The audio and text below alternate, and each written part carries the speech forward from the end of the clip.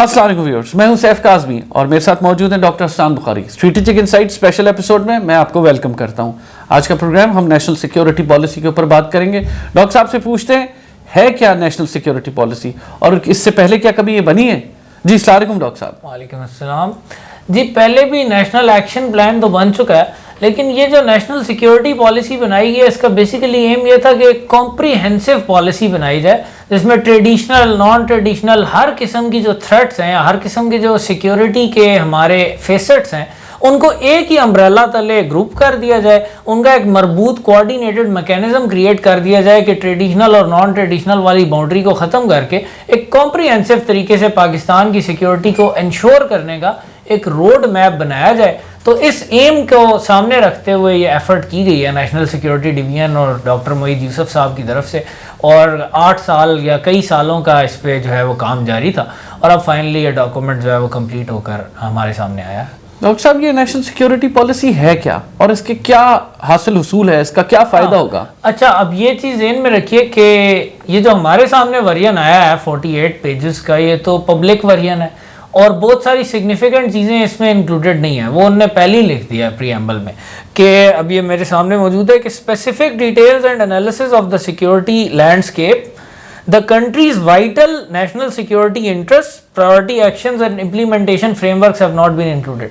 वो कह रहे हैं कि इम्प्लीमेंटेशन फ्रेमवर्क और प्रायोरिटी एक्शंस वगैरह हमने इसमें नहीं डाले। मतलब जो उन्होंने बेसिकली एक रीज़न बताई थी नेशनल सिक्योरिटी पॉलिसी की, वो ये थी कि पाकिस्तान की नेशनल सिक्योरिटी का विजन क्या है, हम प्रायोरिटाइज किस चीज़ को कर रहे हैं और हम इस नेशनल सिक्योरिटी पॉलिसी को इम्प्लीमेंट किस तरह करेंगे। तो ना इम्प्लीमेंटेशन मैकेनिज्म उसमें मेंशन्ड है, ना ये चीज़ मेंशन्ड है कि हम किस चीज़ को प्रायोरिटाइज करें। हमने अपने इंटरेस्ट लिस्ट कर दिए, लेकिन इंटरेस्ट तो फिर सारे ही लिस्ट कर दिए ना, जो भी हमारे इंटरेस्ट हैं। तो उसमें ये चीज़ है कि प्रायोरिटी का हमें नहीं पता कि किस चीज़ को कितना ज़्यादा वेटेज दिया जा रहा है, कितनी रिसोर्स एलोकेशन हो रही है। तो जो पब्लिक डॉक्यूमेंट है वो काफ़ी ज़्यादा इनकम्प्लीट है और उस पर बहुत ज़्यादा उससे नताइज अखज़ करना या उस पर एनालिसिस करना इम्पॉसिबल है, क्योंकि ये एक बेसिक सी चीज़ है कि आप एक काम कहते हैं हम करेंगे, कैसे करेंगे, किस तरह करेंगे, किस टॉपिक को कितने रिसोर्सेज देंगे। हैविंग सेड दैट, इस पॉलिसी में अगर आप if you try to read between the lines तो कुछ आपको यूजफुल इंफॉर्मेशन उससे मिल जाती है।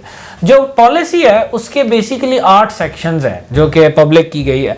उसमें पहला सेक्शन तो है पॉलिसी फॉर्मुलेशन का, और उसमें तो सिर्फ इतनी सी बात है कि बेसिकली एक तो नेशनल सिक्योरिटी डिवीजन की प्राइमेसी नज़र आती है कि वो लोग इस सारे प्रोजेक्ट को हेड कर रहे हैं और ये पॉलिसी 2022 से 2026 तक के सालों के लिए है।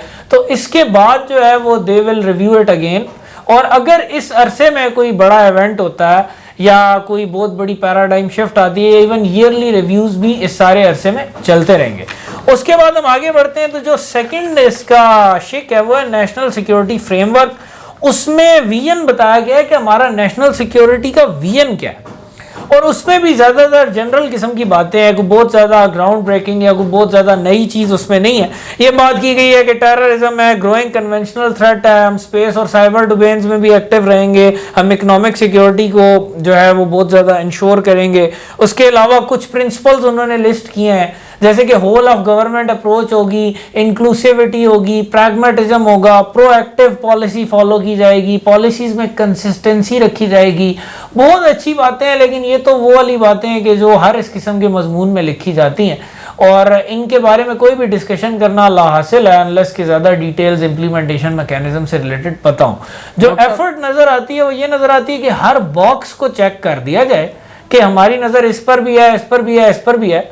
और आगे चलते हैं अगर थर्ड उस पर, तो थर्ड जो टॉपिक है वो है नेशनल कोहीजन का, और उसमें भी मेनली यही चीज़ें हैं कि promoting national कोहीजन through educational and cultural institutions, inclusive national discourse. और इसमें एक बात चीज़ का काफ़ी जिक्र है, वो है यूनिटी थ्रू डाइवर्सिटी। अब लेकिन ये चीज़ कहीं नहीं लिखी हुई कि यूनिटी थ्रू डाइवर्सिटी कैसे अचीव होगी। अब देखने में तो ऑपोजिट चीज़ें लगती है ना, यूनिटी होगी मतलब सारे एक तरह, डाइवर्सिटी होगी मुख्तलिफ किस्म के नुक्ता नज़र, प्लूरलिज्म को एनकरेज किया जाएगा। अब यूनिटी और डाइवर्सिटी जो कि सीमिंगली कुछ ऑपोजिट लगते हैं, उनको रिकनसाइल कैसे किया जाएगा, ये चीज़ लिखी नहीं हुई। लेकिन इस पर मैं अपने 2 सेंट्स दूंगा कि अगर वाकई हम यूनिटी थ्रू डाइवर्सिटी में इंटरेस्टेड हैं तो इस मुल्क में बहुत सारे फैक्टर हैं, कई एथनिक ग्रुप्स हैं, कई लिंग्विस्टिक ग्रुप्स हैं, कई सेक्ट्स हैं, बड़ा कुछ है। لیکن یہ ساری تو ڈائیورسٹی کی چیزیں ہوں گی، اور اس میں کئی دفعہ جو ہے وہ لڑائی جھگڑے کی نوبت بھی آ جاتی ہے پھر، اور کافی سارا جو ہے وہ جیسے کہتے ہیں نا چوں چوں کا مربع بھی بن جاتا ہے کہ ہر بندے کی علیحدہ ہی بولی ہوتی ہے، ہر بندہ چاہتا ہے صرف اس کے گروپ کا انٹرسٹ سرو ہو. تو آپ یونٹی کیسے پیدا کریں گے؟ اور پھر اگر آپ یونٹی پیدا کریں گے پھر ڈائیورسٹی کو کیسے سنبھالیں گے؟ تو اس کا طریقہ یہ ہوتا ہے کہ آپ یونٹی کا ایک یونیفائنگ فیکٹر آئیڈینٹیفائی کرتے ہیں کہ یہ فیکٹر باقی سب پر سپریم ہے، اور ساری ڈائیورسٹی اس فیکٹر کی ایمبٹ کے اندر ہوگی. جیسے کہ پاکستان میں اقبال کا ویژن بہت کلیئر تھا کہ پاکستان میں ویسے بھی اگر آپ کرسری نگاہ بھی ڈالیں تو جو یونیفائنگ فیکٹر نظر آتا ہے 97% آف دا پاپولیشن کا ایٹ لیسٹ وہ اسلام کے نام پر نظر آتا ہے. پھر اس میں یہ چیز بھی ہے کہ جو 3% مائنورٹی ہے اس کو بھی اگر آپ اسلامک سوشل جسٹس دیتے ہیں they wouldn't have any problem with it either. So that's the only thing that can serve as a unifying factor. لیکن اس میں پھر ڈائیورسٹی کیسے قائم رہے گی؟ اس میں یہ ہوتا ہے کہ وہ جو یونیفائنگ فیکٹر ہے وہ ہر ڈائیورس فیکٹر میں کچھ نہ کچھ انٹروڈ کرتا ہے. مطلب کہ اگر ہم بات کریں نا ایون ریجنل چیزوں کی کہ جی بلوچی ڈیفرنٹ زبان بولتے ہیں یا پٹھان پشتو بولتے ہیں یا پنجاب میں پنجابی بولی جاتی ہے، تو اس میں اسٹیٹ کی رسپانسبلٹی ہے کہ ڈائیورسٹی کو انکریج کرے، پنجابی لینگویج کے ترویج کے لیے بھی فنڈنگز ہوں، انسٹیٹیوشنز ہوں، پشتو کے لیے بھی ہوں، بلوچی کے لیے بھی ہوں، ہر ان علاقوں میں سکولز بنے، علاقائی لینگویج میں انسٹرکشن دی جائے. یہ ہوگی ڈائیورسٹی والی بات. یونٹی اس میں ایسے ڈالی جائے گی جو کانٹینٹ ان لینگویجز میں کریٹ کیا جا رہا ہے نا وہ یونیفائنگ کانٹینٹ ہو. وہ بلوچ بچے کو بھی بتائے، پنجابی بچے کو بھی بتائے، سندھی بچے کو بھی بتائے، ہر بچے کو بتائے کہ یہ پاکستان ہمارا ملک ہے، یہ ایک اسلامی نظریاتی ریاست ہے. اسلامی نظریاتی ریاست کے اندر ہر بندے کو آزادی حاصل ہے، چاہے وہ مسلمان ہو یا نہ ہو، ہر بندے کے سول رائٹس ہیں. لیکن ہیونگ سیڈ دیٹ ہم نے ایک اسلام کو مقدم رکھنا ہے، جو اسلام کی سوشل ایتھوز ہیں ان کو مقدم رکھنا ہے، اور اس طرح لائف کی ہر فیسٹ میں ہم اسلام کو لے گئے گے. یہ ہمارا یونیفائنگ فیکٹر ہے، یہ پاکستان کی نیشنہڈ کی بنیاد ہے. ڈاکٹر صاحب ایک میرا سوال بنتا ہے، یہ تو وہ میکینزم ہے جو ہم بچپن سے پڑھتے آ رہے ہیں کہ ہم یونٹی کیسے کریں گے، بے شک ڈائیورسیفائی کریں گے لیکن یونٹی رکھنی چاہیے. جو باتیں آپ نے کہی یہ ہر بچہ پاکستان کا جانتا ہے یہ بات. میں یہ پوچھنا چاہتا ہوں اس کا میکینزم کیا ہوگا، اور کیا یہ اسٹریٹجی اب فالو ہوگی یا یہ اگین ایک پالیسی ہے جو ہم پچھلے 70 سالوں سے دیکھتے ہوئے آ رہے ہیں؟ اگین امپلیمنٹیشن میکینزمز انہوں نے مینشن نہیں کیے، لیکن اگر آپ میرے سے پوچھتے ہیں تو ایز آئی واز سیئنگ سب سے زیادہ اگر آپ نے یونٹی تھرو ڈائیورسٹی فوکس کرنی ہے نا، سب سے پہلی پرائورٹی آپ ایجوکیشن اور میڈیا کے شعبوں پر ڈالتے ہیں. میڈیا بھی کافی حد تک ایجوکیٹنگ فیکٹر پہ، اور آپ کو ہر ڈسکورس پر، ہر علاقائی زبان کے ڈسکورس پر بھی نظر رکھنی ہوگی، ہر علاقے کے ڈسکورس پر بھی نظر رکھنی ہوگی کہ وہ ڈسکورس کس طرف جا رہا ہے. ہم نے ان سارے ڈسکورسز کو ان دا نیم آف یونٹی ڈسکریج کرنا ہے جو کہ ایتھنک آئیڈینٹیٹیز یا وہ کہتے ہیں نا قومی عصبیت کو یا سب نیشنلزمز کو پروموٹ کرتی ہیں. اور ہم نے ہر اس ڈسکورس کو انکریج کرنا چاہے وہ کسی بھی زبان میں ہو، بلکہ ہم نے اس چیز کو بھی انکریج کرنا ہے کہ وہ زیادہ سے زیادہ مختلف زبانوں میں ہو جو کہ ہماری اسلامک یونٹی کو انشور کراتا ہے. اور اس کے بعد ساتھ ہی پریکٹیکلی عوام کو اس ایکسرسائز میں انوالو کرنا through practical exercises and practical activities جن کے سینٹر بھی ایجوکیشنل انسٹیٹیوشن بنے. یونیورسٹی، اسکولز، کالجز کے لیول پر community service programmes, debate competitions, outreach programmes, youth exchange programmes between provinces and between regions, ان کے ذریعے اس چیز کو راسخ کیا جائے. لوگوں کے ذہنوں میں یونٹی جب بٹھا دی جائے نا تو پھر ان کے سارے ایکشنز خود ہی یونٹی کی طرف جائیں گے. لیکن اگر آپ نے سائیکولوجیکلی اس چیز پر کام نہیں کیا نا، آپ جو مرضی اوپر لپ سروس دیتے رہیں، اندر سے وہ چیزیں موجود ہی رہیں گی. وہ ایک جیسے کہتے ہیں نا نیگیٹو فیکٹرز جو کہ ہماری نیشنل یونٹی کے خلاف ہیں وہ موجود ہی رہیں گے. جیو اکنامکس کے بارے میں مجھے بتائیں، اور جیو اسٹریٹجک کیا اس کے اوپر باتیں ہوئی ہیں؟ Hybrid warfare is one of the part of it. اس پر آتا ہوں. یہ چوتھے اور پانچویں سیکشنز میں ان کا ذکر ہے. چوتھا سیکشن ہے سیکیورنگ اور اکنامک فیوچر. اچھا، یہاں پر ایک چیز ذہن میں رکھنے کی ضرورت ہے کہ اس پالیسی میں اکنامک ایسپیکٹ کو کافی زیادہ امپورٹنس دی گئی ہے. جو میں بات کر رہا تھا نا ریڈنگ بٹوین دا لائنز والی، یہ ایک سگنیفیکنٹ چیز اس پبلک ڈاکومنٹ کو بھی پڑھ کے پتہ چلتی ہے کہ جو نئی نیشنل سیکیورٹی پالیسی ہے نا وہ اکنامک سیکیورٹی کو پرائمیسی دے رہی ہے. وہ کہہ رہی ہے کہ اس کے بغیر ہم نہ ہارڈ پاور مینٹین کر سکتے ہیں، نہ سافٹ پاور مینٹین کر سکتے ہیں، نہ ہیومن ریسورس کو ڈیولپ کر سکتے ہیں، نہ کنونشنل ملٹری کیپبلٹی کو ڈیولپ کر سکتے ہیں. تو اس سلسلے میں اکنامک کو پریفرنس دی گئی ہے. باقی جو اس میں ایک اور جو انٹرسٹنگ چیز ہے جو کہ بہت اچھی چیز ہے اس پالیسی میں جو بیان کی گئی ہے، وہ ہے فوکس. انہوں نے کہا ہے کہ to ensure that Pakistan is a net knowledge creator in artificial intelligence and it's related fields. a dedicated effort towards supporting artificial intelligence education, research initiatives and startups will be undertaken. Basically वो कह रहे हैं कि जो economic vision भी हम बना रहे हैं ना, जो पुरानी टेक्नोलॉजीज हैं उसकी बजाय हम नई टेक्नोलॉजीज में आर्टिफिशियल इंटेलिजेंस टाइप चीज़ों में इन्वेस्ट करेंगे ताकि हम जल्दी लीप फ्रॉग करके एक तेज़ी से इकोनॉमिक ग्रोथ और सस्टेनेबल इकोनॉमी की तरफ बढ़ सकें, जिससे हमारे रिसोर्सेज में इजाफा हो और हम नेट नॉलेज क्रिएटर बन जाएंगे, क्योंकि जो भी नॉलेज क्रिएटर होता है ना उसका प्रॉफिट मार्जिन सबसे ज़्यादा होता है. तो ये एक बालिग नजरी नज़र आई है इस पॉलिसी के अंदर.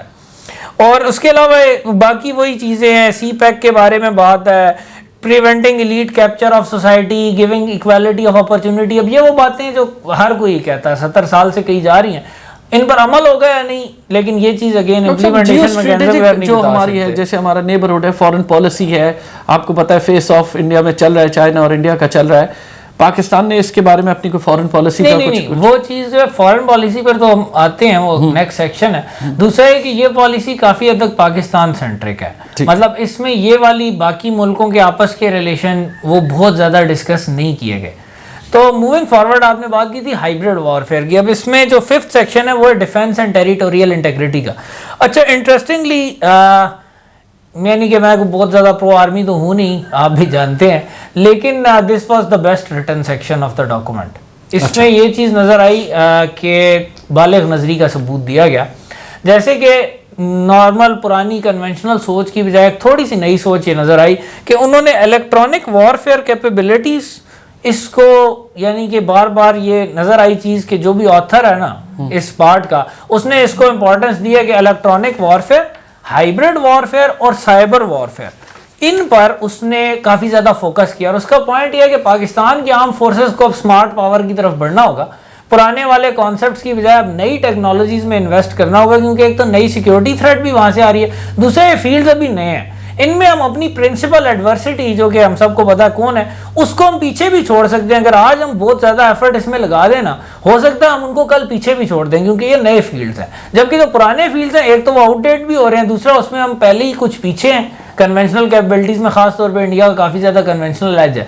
तो अगर हम इन चीज़ों को अपना एक्स फैक्टर बना लेना तो हम अपने डिफेंस को काफ़ी हद तक इम्प्रेग्नेबल कर सकते हैं, बल्कि इवन हम जो है वो डेटरेंस से आगे भी बढ़ सकते हैं अपनी कैपेबिलिटीज में, अगर इस पर रिसोर्स एलोकेशन की जाए. Detailed implementation mechanism, as I said, as I am saying over and over again, कि वो इस डॉक्यूमेंट का पार्ट नहीं है जो पब्लिक किया गया, लेकिन जो फोकस इन 3 चीज़ों पर नजर आया ना, हाइब्रिड वॉरफेयर जिसके जरिए उन्होंने कहा होल ऑफ नेशन अप्रोच ली जाएगी, दिस इज एब्सोल्युटली एसेंशियल. लेकिन इसके लिए फिर डायरेक्टोरेट और नर्व सेंटर्स भी स्टैब्लिश करने पड़ेंगे और ह्यूमन पावर ट्रेन भी करनी पड़ेगी और लानी भी पड़ेगी. उसके क्या मैकेनिज्म है हमें नहीं पता, लेकिन इस डॉक्यूमेंट से ये हमें पता चल रहा है कि स्टेट इन नए कॉन्सेप्ट्स ऑफ वॉर पर ज्यादा फोकस कर रही है बनिस्बत old concepts of war. And this is heartening to see. ये बात कहनी दुरुस्त होगी कि ये पहली नेशनल पॉलिसी है, सिक्योरिटी पॉलिसी ऐसी है जो एक कॉम्प्रिहेंसिव चीज़ है जिसने सारे एस्पेक्ट्स को टच किया. कॉम्प्रिहेंसिव तो है, लेकिन अगेन इसका अभी देखते हैं ना इम्प्लीमेंटेशन कैसे होती है. बातें तो हमारे पहले भी बड़ी अच्छी की गई हैं,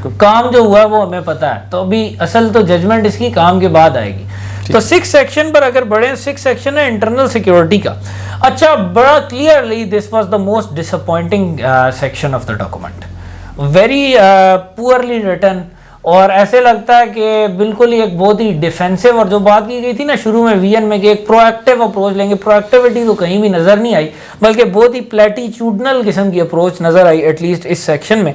और टेररिज्म की बात की गई कि जी टेररिज्म यूज हो रहा है, उसको हम काउंटर करेंगे, वही पुरानी बातें हैं. या सब नेशनलिज्म के बारे में बात की गई कि जी सेपरेटिंग रिकनसाइलेबल्स फ्रॉम इररिकनसाइलेबल्स, और उनकी रिक्रूटमेंट को रोकना है और उस इलाके में सोशल डेवलपमेंट करनी है. ये बातें भी 70 साल से चल रही हैं. इवन जब ईस्ट पाकिस्तान हमारे साथ होता था, वो एक बंगाली सब नेशनलिज्म होता था, उस वक्त भी यही बातें थी. अमल तो जो भी हुआ, लेकिन ये बातें बहुत पुरानी चल रही हैं, मतलब कोई नई अप्रोच नजर नहीं आई. फिर एक बहुत इंपॉर्टेंट चीज़ है, आप अगर स्टेट को इस्लामी नजरियाती रियासत या इस्लामिक वेलफेयर स्टेट कहते हैं, तो स्टेट के लिए ज़रूरी है कि रिलीजन का नैरेटिव उसके हाथ में हो. यहाँ पर हमारी जो पॉलिसी है वो हमें बताती है कि वो करेंगे ये कि cooperation of religious scholars from every school of thought will be एलिसिटेड to expand D radicalisation programmes and promote a United narrative against extremism, और हेट स्पीच वगैरह के खिलाफ कार्रवाई होगी. اب اگین بالکل ہی ریئیکٹیو اپروچ ہے, یعنی آپ ایک ڈیفینسو ریئیکٹیو اپروچ رکھ رہے ہیں, ایکسٹریمسٹ کے ہاتھ میں انیشیٹو ہے, وہ جو مرضی نیا غبارہ چھوڑیں, آپ اس کے بعد بھاگتے پھریں کبھی ایک سیکٹ کے عالم کے پاس کبھی دوسرے سیکٹ کے عالم کے پاس, پلیز بیان ریلیز کر دیں, پلیز یہ کر دیں. یہ بڑے عرصے سے ہو رہا ہے. آپ کو اس برننگ ترین ایشو کو ہینڈل کرنے کے لیے پروایکٹیو اور روبسٹ اپروچ چاہیے. یو ہیو ٹو گریب دا بول بائی دا ہارنز. اسٹیٹ کا اپنا ایک ریلیجس نیریٹو کسی یونیورسٹی میں, کسی تھنک ٹینک میں ایٹ لیسٹ ایک, اس کے لیے تو نیشنل لیول کا ایک نرو سینٹر ہونا چاہیے جو ریڈ لائنیں بھی ڈیفائن کرے, ان کو انفورس بھی کرے, اور مسلسل نئی لیجسلیشن اور دین پر نئی ریسرچ کریٹ کر کے اسلام کو ایک ماڈرن پروگریسو ریلیجن کے طور پر پاکستانیوں کے سامنے بھی پیش کرے اور پھر اس کو امپلیمنٹ بھی کروائے. اس طرح ایکسٹریمسٹ سے آپ انیشیٹو چھینتے ہیں, ورنہ تو آپ یہ لگے رہے ہیں اس چیز پر. ایکسٹریمسٹ اپنی کریڈیبلٹی لے کر آتا ہے, وہ اس کی کریڈیبلٹی چھیننے کا یہ طریقہ ہے کہ آپ کے پاس اسٹرانگر ڈسکورس جنریٹ ہو, اور وہ انسٹیٹیوشنلائز میکینزم کے بغیر نہیں ہو سکتا, جو کہ کریٹ کرنے کی کوئی چیز نظر نہیں آ رہی. اور اگین صرف یہ ڈیفینسو قسم کی اپولوجیٹک سوچ, extremism not extremism what ever, ہماری پالیسی ہے کہ جو اسلام کہتا ہے ہم اس پر چلیں گے ان اپولوجیٹکلی. دنیا اگر اس کو ایکسٹریمسٹ کہتی ہے کہتی رہے, دنیا اگر اس کو کہتی ہے کہ یہ بہت ہی ڈوسائل ہے کہتی رہے.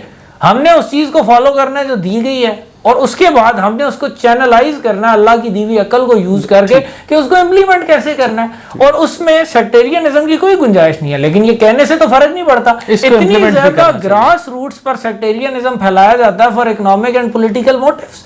وہ ذکر کدھر ہے, اس کو کدھر کاؤنٹر کریں گے؟ وہ تو نمبر 1 پرائورٹی ہے کہ سیکٹیرینزم کی جڑ کاٹنے کا طریقہ یہ ہے کہ اس کی اکنامک اور پولیٹیکل کرچز کو اسٹیٹ تباہ کر دے.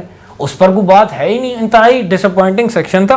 خیر, اور اس میں انہوں نے آرگنائز کرائم کا ذکر بھی ڈال دیا. اچھی بات ہے. بیسیکلی ایسے لگ رہا تھا کہ رائٹر جو ہے وہی بات ہے کہ بس ہر بات کہنا چاہ رہا ہے, اس کو شیلو طریقے سے کہنا چاہ رہا ہے کہ جیسے ہوم ورک کر رہا ہو کوئی بچہ بے دلی سے اپنا. چلیں ڈاکٹر صاحب کچھ نہ کچھ تو کر ہی رہے ہیں. نہیں, یہ تو خیر بہت ڈس اپوائنٹنگ سیکشن تھا. اور نمبر 7 سیکشن ہے فارن پالیسی ان اے چینجنگ ورلڈ. اچھا, اس میں ایک بڑی کیوریس چیزیں نظر آئیں.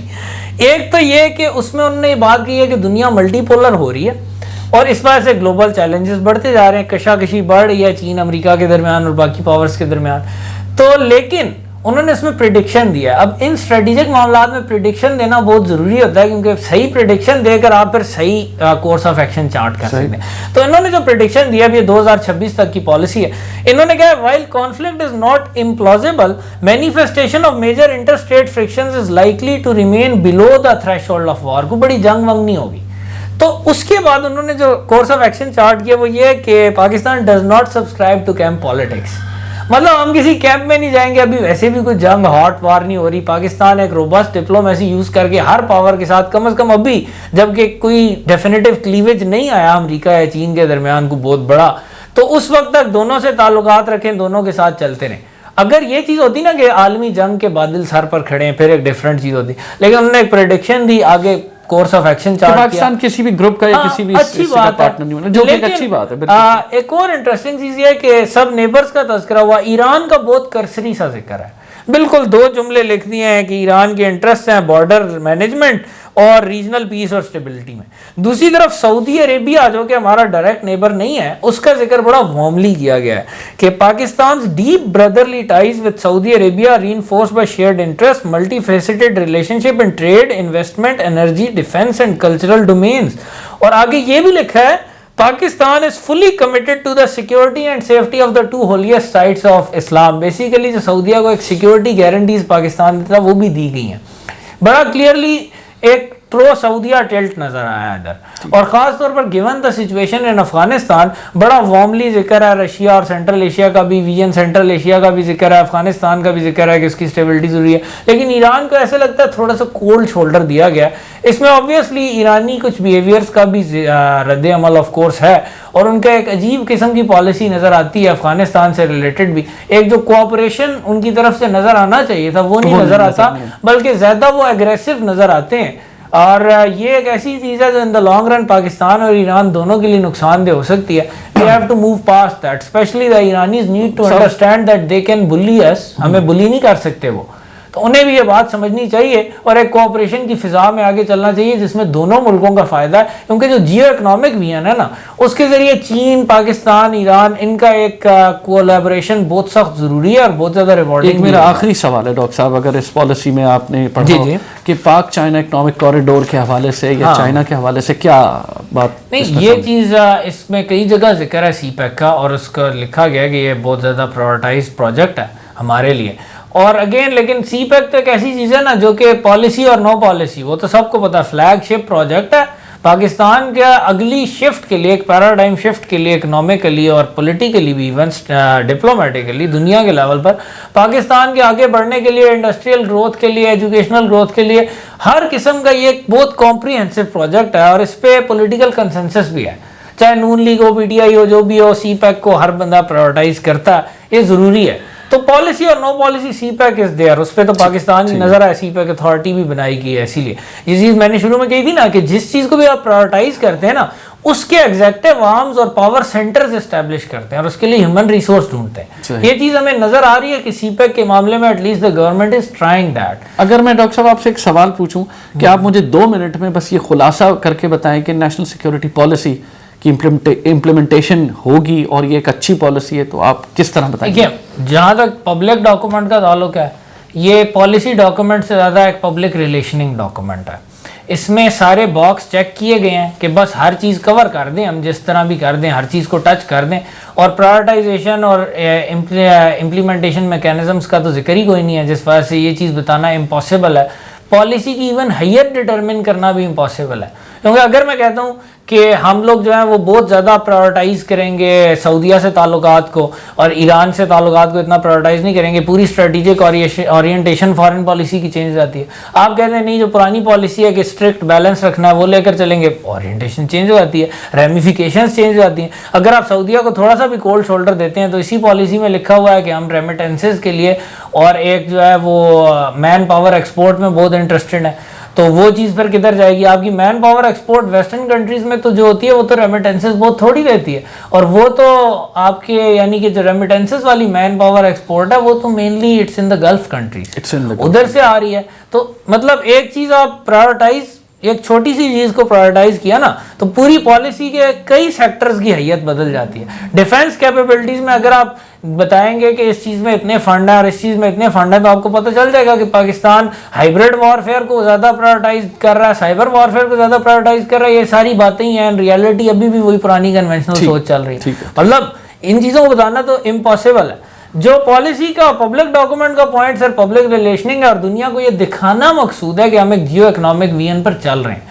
ان ریالٹی ہم کس ویژن کو فالو کر رہے ہیں وہ ڈیٹیلڈ رپورٹ کو دیکھے بغیر بتانا امپاسبل ہے۔ باقی لیکن یہ چیز ہے کہ جس طرح سے کچھ سیکشنز میں انہوں نے باتیں لکھی ہیں، کچھ پرائورٹائزنگ چیزیں لکھی ہیں، جیسے کہ اے آئی پر فوکس ہے یا سائبر کیپیبلٹیز اور ہائبرڈ وارفیئر پر فوکس ہے یا فارن پالیسی کی پریڈکشنز ہیں، مطلب کچھ ہارٹننگ سائنز اس میں ہیں۔ لیکن اب اگین اور ایک اور چیز جو کلیئر نہیں ہے وہ یہ کہ اس پالیسی کو رن کون کرے گا اور اس کے پاس کس طرح ایگزیکٹو اتھارٹی دی جائے گی، کیونکہ اس پالیسی کے لیے جو کہ ان کے پریامبل میں بھی لکھا ہے کہ سینرجی بہت ضروری ہے، inter departmental coordination, inter provincial coordination بہت ضروری ہے۔ وہ کوآرڈینیشن کون لائے گا؟ اس کے لیے کوآرڈینیٹنگ اتھارٹی ہونی چاہیے نا، جس کے پاس کافی زیادہ پاور بھی ہوگی۔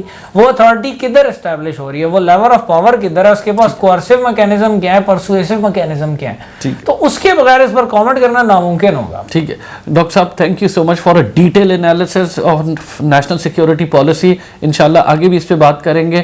اسٹریٹجک انسائٹ کے اسپیشل ایپیسوڈ سے میں ہوں سیف کاظمی اور حسان بخاری کو اجازت دیجیے۔ اللہ حافظ۔